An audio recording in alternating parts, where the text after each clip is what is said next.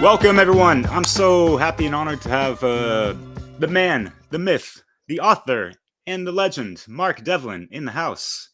Not just a DJ, but also a truth speaker. He's done hundreds of podcasts throughout the years. Someone that I learned about, back in like 2013-ish. And it was even back when YouTube had, you were able to do private messages. And I remember hitting you up just like, hey, I'm doing my little DJ thing too. I respect your works and all that stuff. And things get lost in the shuffle easily. But yeah, I'm really happy to chat with you, Mark. And obviously it's really honorable for you to accept our invitation to the SoundPath to Freedom Music Festival happening this weekend. So yeah, if you want to tell folks a little bit about you, you're on the One Great Work Network as well. And yeah, man. That's right. Yeah, what's up, brother? It's good to be with you, and I appreciate the invitation to be a part of SoundPath to Freedom. You know, it's a funny thing because I spent years and years as a DJ, as a club and radio DJ, and I was moderately successful, but I always wanted to be more successful. And I always set my sights very high on like BBC Radio 1 and BBC One Extra. And I never made it. And now, with all the things I know about that institution and the industry generally, I realize it was my greatest blessing to have never made it to those operations. But back in the day, I wanted nothing more than to be successful like that. And I always also used to aspire to getting booked to play all these big clubs and festivals and stuff. And I used to reach out to promoters to try and get them to book me. And looking back now, I must have been a real pain in the arse to these people. And I can imagine that they would just groan every time they would see me coming through on the phone because they knew that I'd be trying to hustle and network and get gigs for myself. And it's really interesting because now I'm doing what I am with my life, which is very different to what I was doing back then. I'm an author, I'm a researcher, I'm still a DJ, but not to the extent that I used to be. And now I'm not having to chase the gigs because the gigs are coming to me. And that's a beautiful thing. That's a blessing because it's where I used to want to be, but I wasn't getting those calls. And now I'm getting great invitations like the one from yourselves to be a part of these operations. And I'm very grateful for that. And it's very interesting just how my life path has turned out because it never was part of any great plan. So yeah, I get to play some great festivals. I played a couple this weekend, the Hope Freedom Music Festival in Southern England and the WTF Weekend Truth Festival in Northern England. And yeah, it's a wonderful thing. I'm very happy with what I'm doing now, career-wise, and I would never have expected it to have turned out this way. Wow. Yeah, that's fantastic. And yeah, learning about your history and stuff and, coming across, that great awakening, epiphany, coming across, the works of David Icke and that kind of stuff. And later on, you were, having a chat with him in more recent times, his son and on the Iconic, I think that's called Gareth Icke. Yeah. Right. Yeah. Yeah. So yeah, it's just great how your life journey has led you to where you are today, man. And just well, yeah, it's crazy because on Friday at the Hope Festival, I was warming up for Slipmatt and Danny Rampling, and these are two legendary DJs out of the UK, and they're also rarities in that they are DJs who have not been afraid to stick their heads above the parapet and say how they feel about the way the world is going. Danny has been particularly vocal about these things, and Slipmatt's had a few things to say as well. But they're very rare in number. And once you get beyond those names, you're really starting to struggle to find other names from the DJ community who've spoken out the way they all need to be. And it's the same in the music industry generally. Very few bands, very few musicians. So when you do find them, it's a very great thing. So I was warming up for Danny Rampling and Slipmatt. And if you told me in the 90s, I was listening to these guys, in the early days of acid house and rave, if you told me that one day I'd be on a DJ bill with them, I probably wouldn't have believed you. But that's the way it's turned out.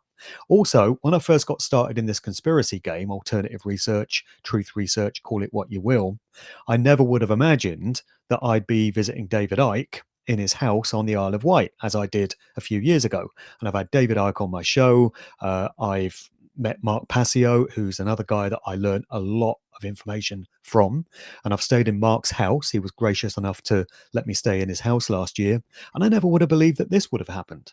But once you align yourself with certain states of consciousness, and once you commit yourself to various causes, and you do it from the heart, from a place of sincere, genuine intent, these kind of situations open up to you, these sort of opportunities, and you find the right people, you find your tribe, the opportunities come to you, and they just get drawn to you magnet like. And it's a very curious experience. If you just open yourself up to it and go with the flow, then these things do happen. So I'm now moving in circles that, as I say, were never part of my life plan. But I've burnt all my bridges back to the old way of doing things. Not that I would want to go back, but even if I did, I couldn't, because, I've said a few things and I've put myself out there in a way that I'm no longer desirable to certain organizations. There are certain, well, most companies and most operations would have no interest in having me on board anymore because of how vocal I've been about certain things. And that's fine. No problem, because I've replaced those old ways of doing things and the old circles that I used to move in with some far better ones. So I'm now honored and blessed enough to be able to speak at some great conferences, to be a part of some wonderful festivals, to go to some great meetup groups, and to just be a part of a wider community, which is much more meaningful and fulfilling than the one that I used to be a part of and what I used to aspire to be a part of. Uh, you know, where I am now in life is in a far better position than would ever have been the case if I'd stayed where I was. Yeah, just aligning more towards those good vibrations, Right. name of your podcast. And was that the original name of, when you first started? And what was the motivation, inspiration behind, getting a podcast going to begin with? Yeah. So I got to round about 2007, 2008. And that's when I first started to realize that the world is nothing like we've spent our entire lives being told it is. You could say I was a bit of a slow learner, but I got there in the end.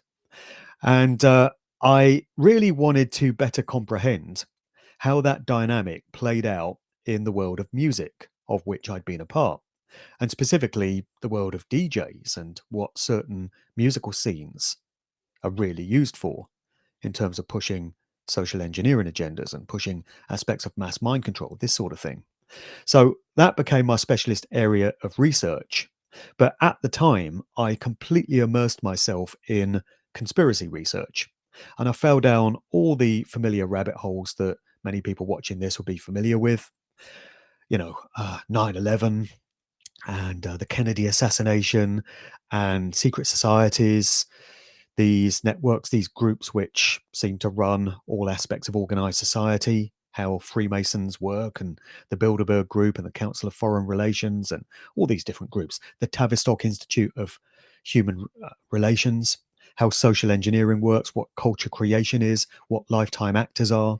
So, all these different fields and all these different parts of research I engaged myself in. And that inevitably led me to the work of David Icke. I discovered his books. I attended many of his lectures. And then after David Icke, I discovered Mark Passio and I got into natural law teachings and this kind of stuff. And then I discovered the work of Jan Irvin and Joe Atwill, who used to have a great podcast called Unspun back in the day. And they used to specialize in social engineering, picking that apart, culture creation, lifetime actors. I learned a lot from those guys about how certain fads and trends and scenes and aspects of popular culture and entertainment are structured for social engineering purposes. So it was all of that.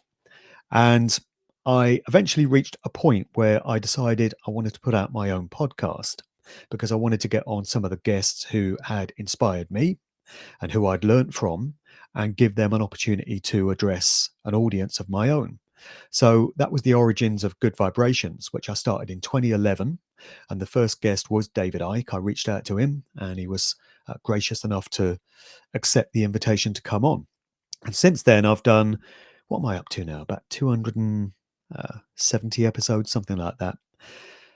So it's been running for 14 years. And I've covered a lot of ground in that time. The initial title of it, by the way, was inspired by the Beach Boys record, Good Vibrations, from the 60s. Because in those early days, I was all about trying to better comprehend energy, frequency, and vibration, and how that played out in music, and what can be happening within music on an unseen level. So that sort of colored the naming of the podcast series. And I've had a lot of guests on.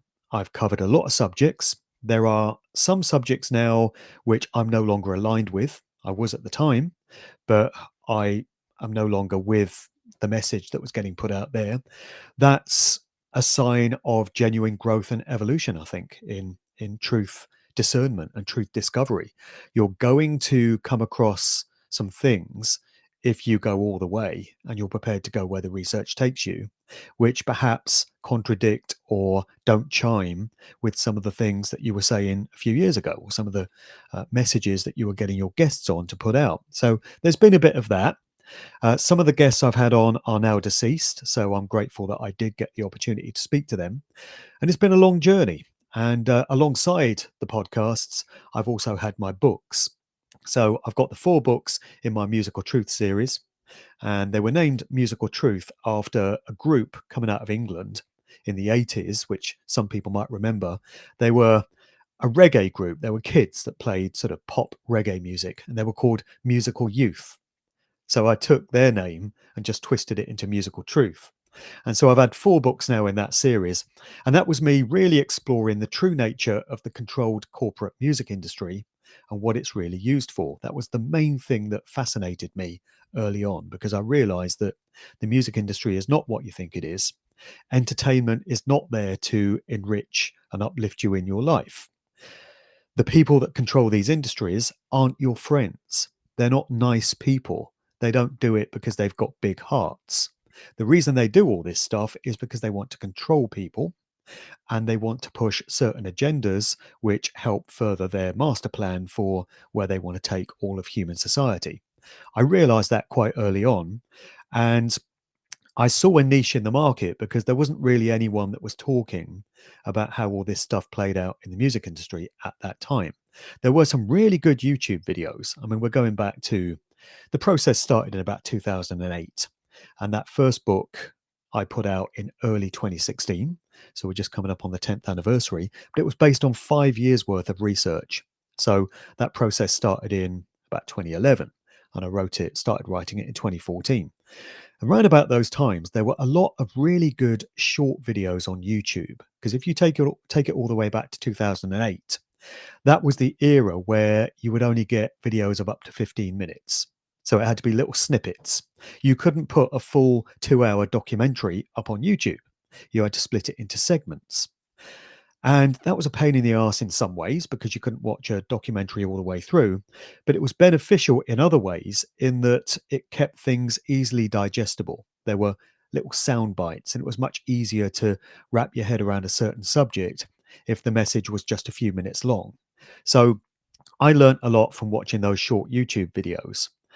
And although there was some great information getting put out, and there were some great websites like Vigilant Citizen, which was a wonderful resource, vigilantcitizen.com, I didn't really see a full-time researcher who was tying all these different disparate loose ends together in a coherent, easily digestible way. And I saw a vacancy for that. I thought, well, there seems to be a job opening here and nobody else is putting themselves forward for this job. So I guess that's going to be me then. So I just became that guy.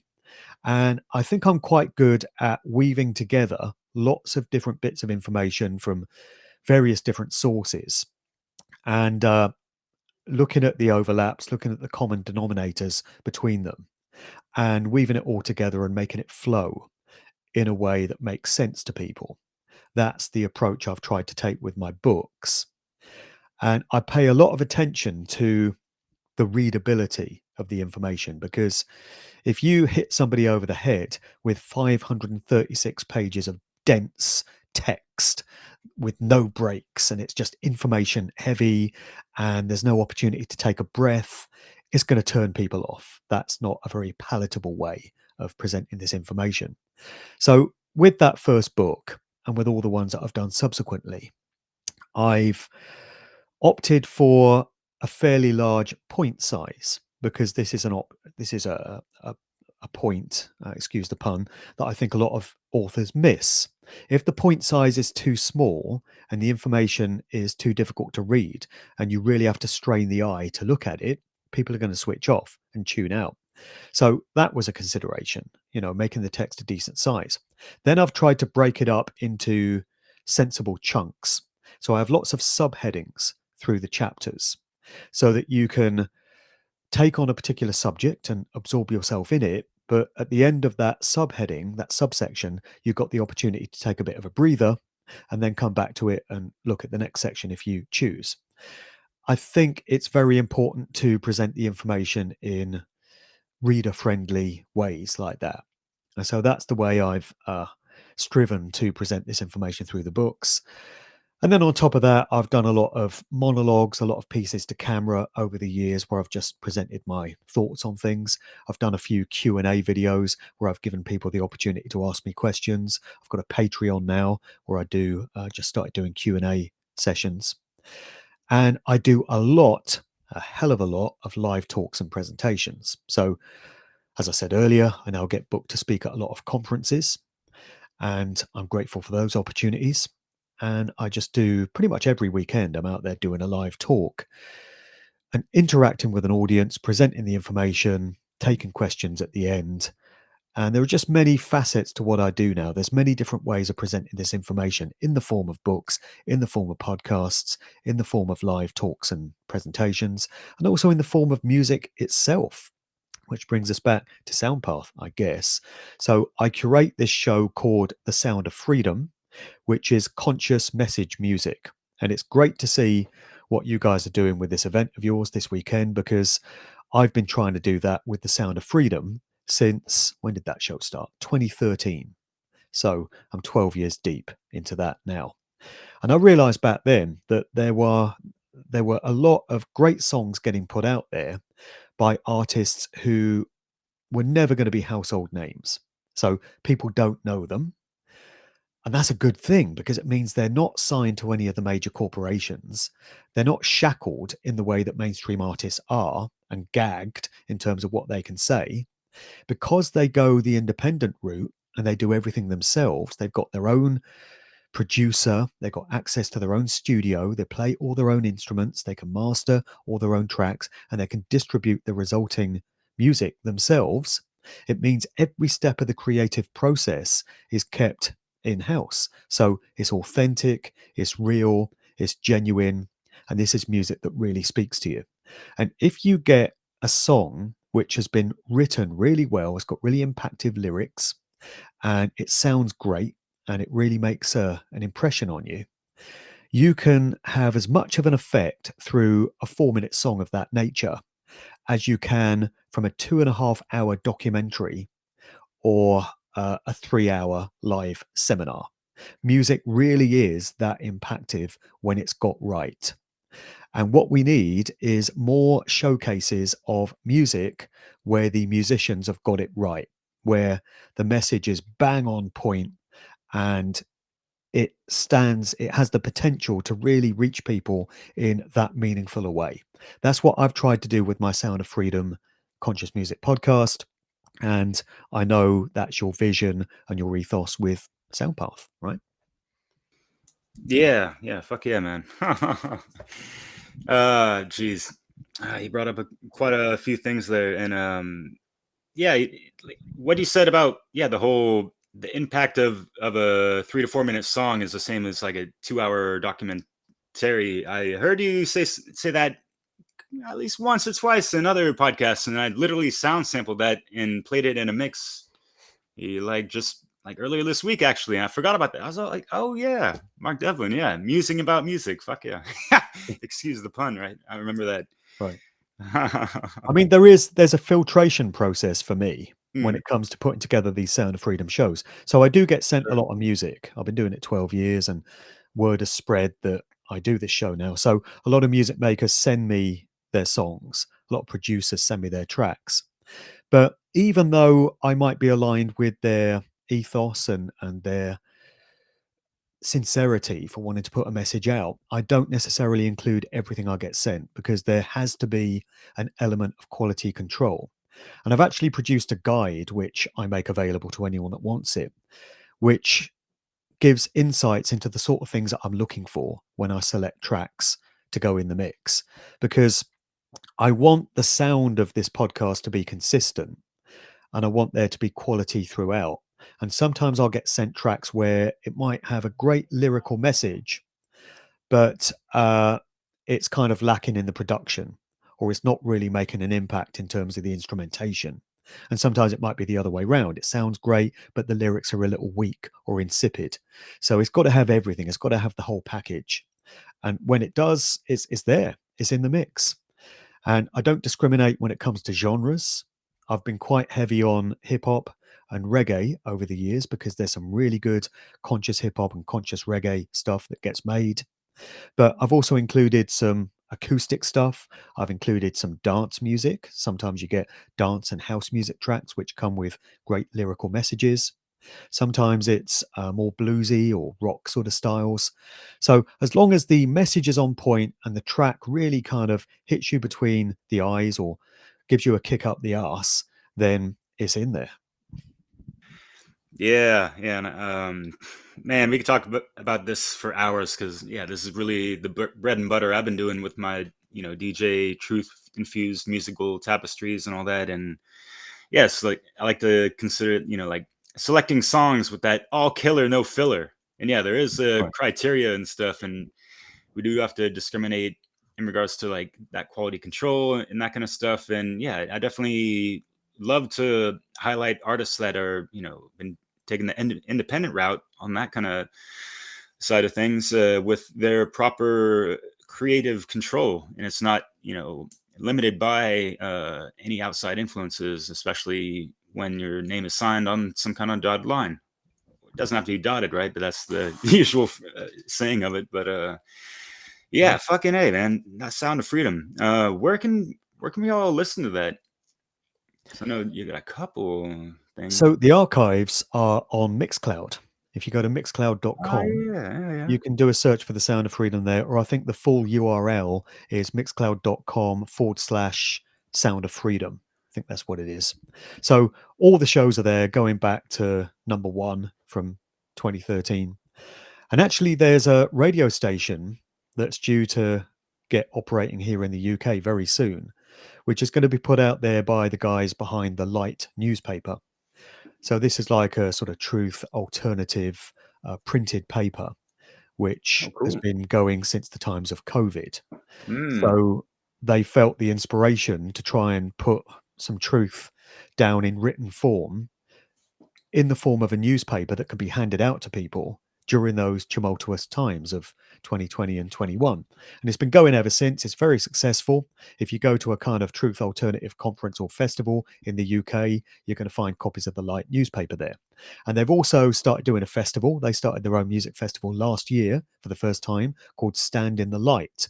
And that was a fusion between the Stand in the Park ventures and the Light newspaper. And they are due to start a radio station very soon, which is going to broadcast truth music and conscious message music. And they've expressed an interest in playing out my Sound of Freedom shows. So that'll be going all the way back to show number one and putting out 12 years worth of shows, one a week. So that's a great thing. But in the meantime, you can find it on Mixcloud. And I really like it when people do show an interest in my music output because I do get a lot of love as an author, researcher, public speaker. People seem to like my exposés of the music industry. They place real value on the information that I put out, and I get a lot of support. But I do feel that I could do with a few more supporters and a few more people showing an interest in my music output because it's still a big part of what I do. I'm a DJ at heart still, I'm a music guy. That's why I do all this.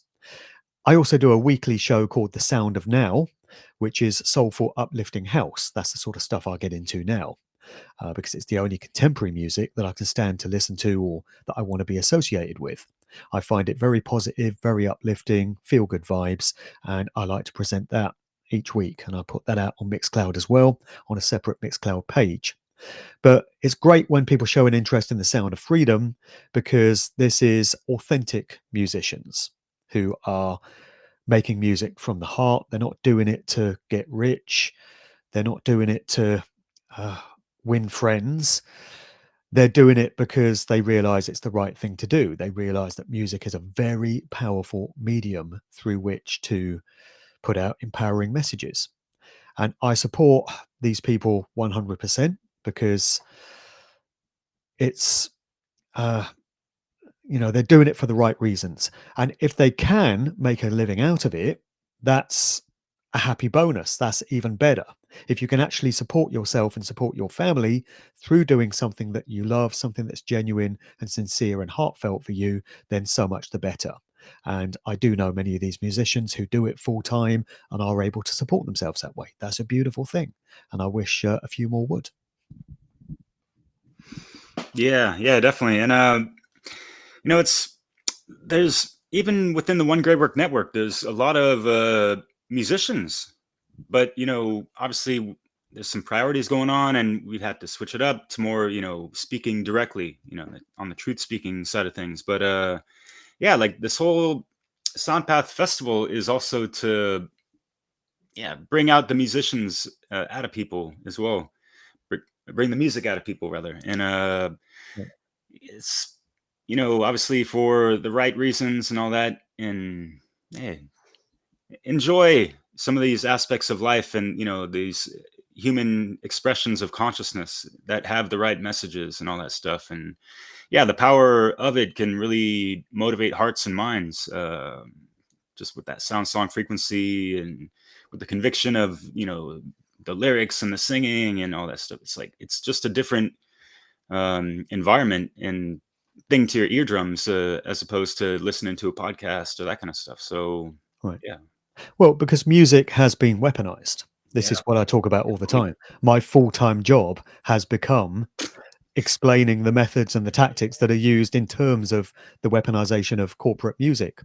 That's what's in my books. That's what's in all my talks. There are various, tactics that they're employing. They're stripping stuff into sound frequencies on an unseen level that's having a very harmful, discordant sort of effect on the listener without their conscious awareness of it. There are things like sawtooth waves and tritones and things like this, which are specifically employed to have that kind of effect on the listener, to put them in a state of unease. And it's making people feel agitated. It's making people feel depressed in some cases, and they don't realize why it's happening. It's actually coming through the music that they listen to. I mean, the stuff that passes for urban music and so-called hip hop these days, which is nothing of the sort, is straight garbage. I mean, it's straight garbage on an obvious level, but it's also very harmful. So you've got auto tune all over everything. These so called rappers, so called singers. If you were a real singer, you wouldn't need to plug your vocals into auto tune. You would be able to hit those notes. If you can't hit the notes without plugging yourself into auto tune, don't become a friggin' singer. Go work in McDonald's or something, you know? But the real agenda behind auto tune is transhumanism, the pushing of AI, the glorification of electronic and digital ways of doing things, because this is the way society is headed, all by design. The social engineers are doing it. They're edging society towards an AI, smart grid, Internet of Things, Chinese communist style social credit system controlled everything, 5G, all of this. It's all one big fusion of influences, and music is playing its part in that. And when we single out this genre of so-called hip hop with auto tune everywhere and all the so-called vocalists sound like friggin' gibbering robots, it's clear why they're doing this. This music is, well, it's not even music, it's noise, it's sound. It's not good for you. It doesn't enrich your life in any way. And they're doing a real number on the youthful generation of these times in presenting this stuff to them and showcasing it as the music of their youth. I mean, I feel for young people today. This is what they're being given. This is the soundtrack to their formative years, their teenage years. It's supposed to be all about coming of age. When you get to later stages in life, you're supposed to look back on these times with some affection, some nostalgia. You're supposed to be able to celebrate what you came up with and the cultural influences that were a part of your life. And look at what young people have got at the moment. You know, it's absolutely horrific, and it's all being done deliberately. It's the weaponization of music and popular culture, like I say. But in the same way that it's been weaponized and it could be having a really harmful effect, and it is, it can also be used for more liberating means.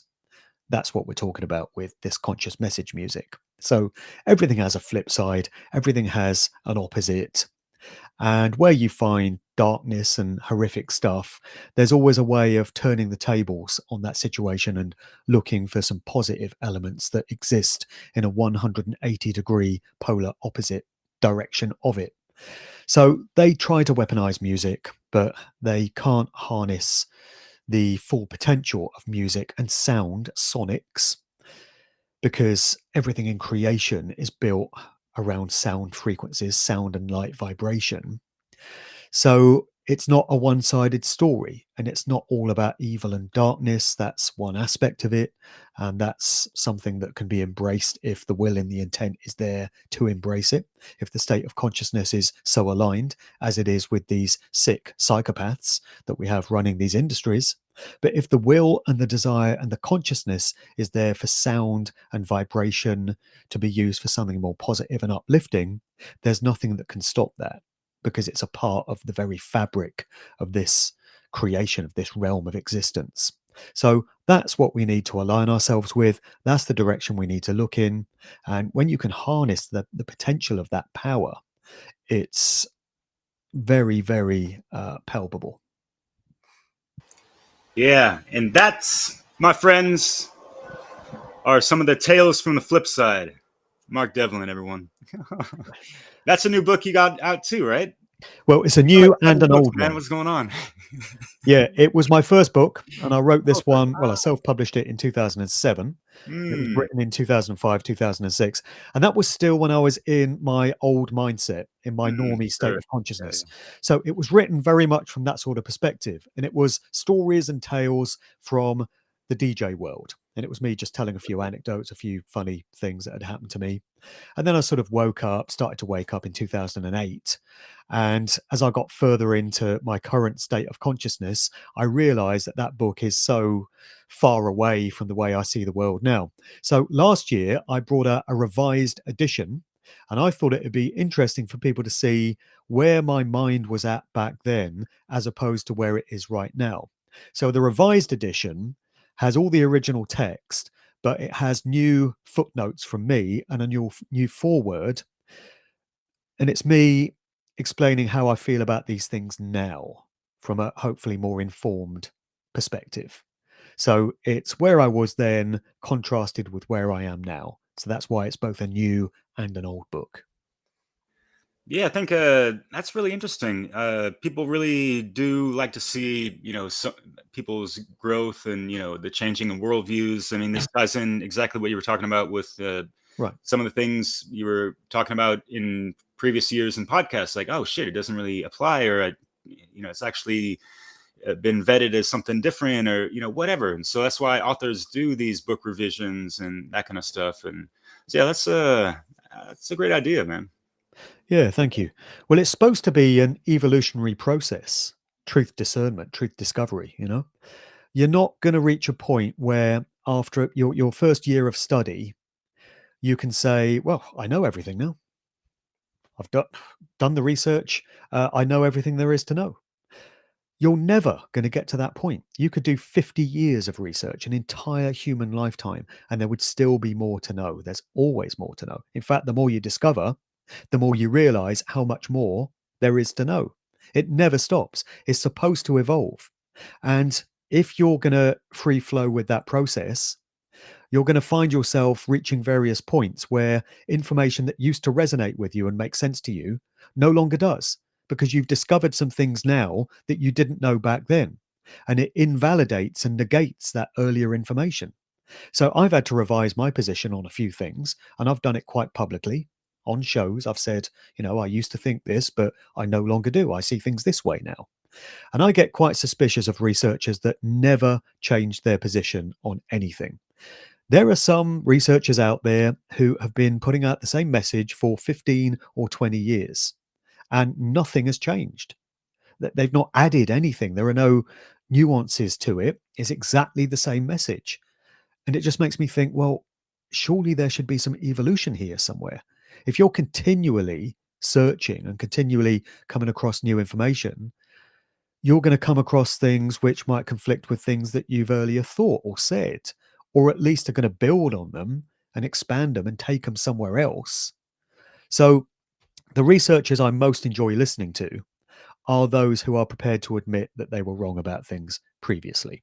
Now they see things this way. Next year, they might see things in a different way to what they do now. And if they do, they'll come out and say so and be honest with their audience and give the audience the opportunity to decide for themselves whether they go with that message or whether they don't. That's the sort of relationship we should be having with our audiences. Present the information that we've discovered and give them the opportunity to decide what they want to do with it. It may resonate, it may not, but the moment that information leaves our lips or hits the pages of a book, that's our responsibility taken care of. We've fulfilled our commitment to communicate truth as we found it, and we've put it out there into creation or the universe, whatever you want to call it, and that's where our obligation ends. But you do have to fulfill that obligation. Well said. I like that. It's like, being a service to truth. And, yeah, we all have our names and ego stuff attached to it. Yet, that should not be what we're basing our selling point on. And it seems like, yeah, there's too many influencers and other folks that have their platforms. They got their audience and they got their clout and their money and sponsors even. They don't want to lose any of that as soon as they start changing some, you know what I mean? So, Yeah, well, I kind of get it because yeah, to a degree, yeah. this sort of thing has become a full-time job for many people. And as I said earlier, you burn a lot of bridges when you commit yourself to doing this work because, Yeah. Let's be honest, Ah, we're going to be on a few watch lists. I'm going to be on a few watch lists. oh, And things have got to the point now where I've been doing this sort of work for so long that if I ever did want to get a corporate job, I'm never going to get through the door because they're going to check my socials and check my history online. And there are things that I've said that aren't going to go down well with companies. So this is my full-time job now. And I get that it's that way for many others, but you walk a fine line between it being your full-time job and hopefully being able to make a living out of it, but also staying faithful to truth and presenting truth unfiltered wherever you find it. That's always got to be the main priority. And if you can find a happy marriage between the two, so it remains your job, you can make a living out of it, but you're not watering things down, you're not censoring what you want to say, you're being sincere and open and honest in the message that you put out, then that's the happiest kind of situation that you can aspire to. yeah, that passion and purpose, Right. in an alchemical wedding, possibly even. Yeah, well, that's what it is. Yeah. So, is there anything else you'd like to share, declare? I know you're on a limited time for this round. If there's going to be another one, who? But Yeah, I think when I've got a bit more time, we should do another one. Yeah, we could have another great discussion. I'm a bit limited in time today, but I just wanted to come on in time for the SoundPath to Freedom event because I've been invited to contribute a mix to that. And it's an hour of meaningful house and dance music. So when people think of meaningful message genres, as I alluded to earlier, their minds probably go to hip hop, reggae, rock. People won't necessarily think about dance music because dance music is mainly made for the dance floor. And it's not necessarily the most meaningful in terms of lyrical content in most cases. But that's not to say there isn't house music, dance music being made that doesn't contain great messages. And so I've curated an hour's worth of music from those genres which communicates impactful messages. And in some of them, it's lyrics that are sung as they would be in any other song. But another thing about dance music is that it contains samples. It can contain spoken samples. And I've got a few tracks in there that contain samples where it's just very short, sharp, impactful messages which stay with you. And that's what this mix is. So it's songs that other presenters might not have thought to put out there, but drawing on my knowledge of music as a DJ and my very large collection, this is a mix that I thought people might find quite inspiring. So that's what it is. Fuck yeah, looking forward to that. And yeah, I had a really great chat with one of your fellow countrymen who's a woman who is more of a dance song singer, and she was telling me along the lines of what you're getting at as well, of that, yeah, there is some meaningful messages in some of these dance songs, and I've heard them throughout the years, even working in restaurants in France. They love their electronic music and deep house and that kind of stuff, and it's like, here's some, it's like, wow, they actually said that on a dance song like this. Fuck yeah, like Right. so And if you yeah. think about some of the early rave music that came out of the UK in the early 90s, there were a lot of very powerful messages in those songs.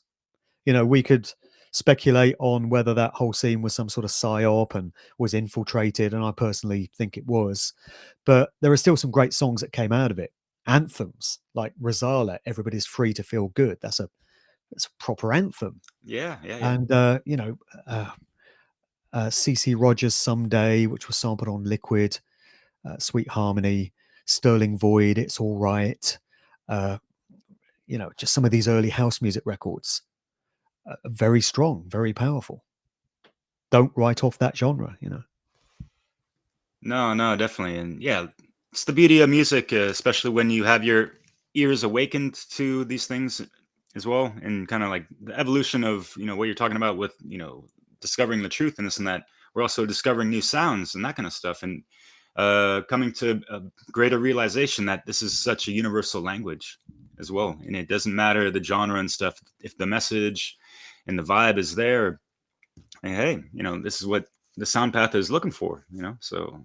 It'll be a sad day when there isn't great music still waiting to be discovered. But that day's never going to come because there's too many switched on music makers out there. That's never going to happen. Yeah. Much respects to all y'all out there doing your thing. And for folks like yourself, Mark, who are able to rebroadcast that to ears that haven't heard certain things like that, just keeping the underground alive. That's like a hip hop mantra that I learned from San Francisco Bay Area, which was huge, prominent, such a golden era back then. But Yeah, it's my privilege to do this, to be a curator of all this great stuff. It's a beautiful thing. yeah. Oh yeah, Mark. Well, yeah, looking forward to listening to what you're offering for us for the SoundPath Music Festival. Again, that's coming up August 29th. We're kicking things off for a couple hours, and then Saturday and Sunday are the big days. If anyone's out there in Pennsylvania, there's still tickets available for the in-concert show. Folks like Joe Murray, who's also in the One Great Work Network, along with Conrad Rogas, and some other folks that are going to be worth people's time to check out in person and just meet people and just be in that kind of a venue. I mean, Mark, you've been to so many shows and stuff, and just the camaraderie and the energy there. It's such a wonderful experience altogether. So, yeah. Definitely, if you can be there in person at any of these events, nothing comes close. It's great to watch it online. And of course, if you're overseas, it's your only option. But anyone in the area on the East Coast there, definitely recommend getting there in person. There's nothing like it.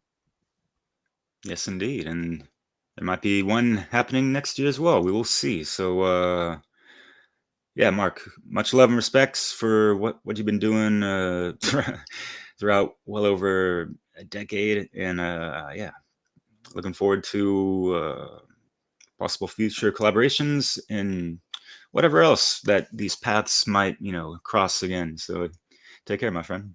Sure. Thanks, brother. Right on. All the Peace. best.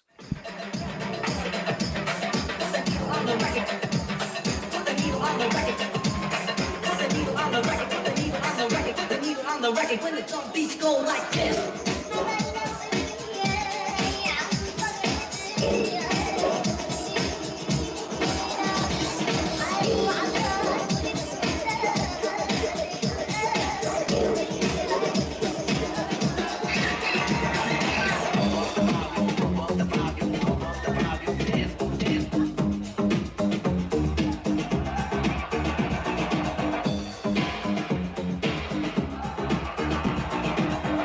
Back to 91 as we start to move into some rave.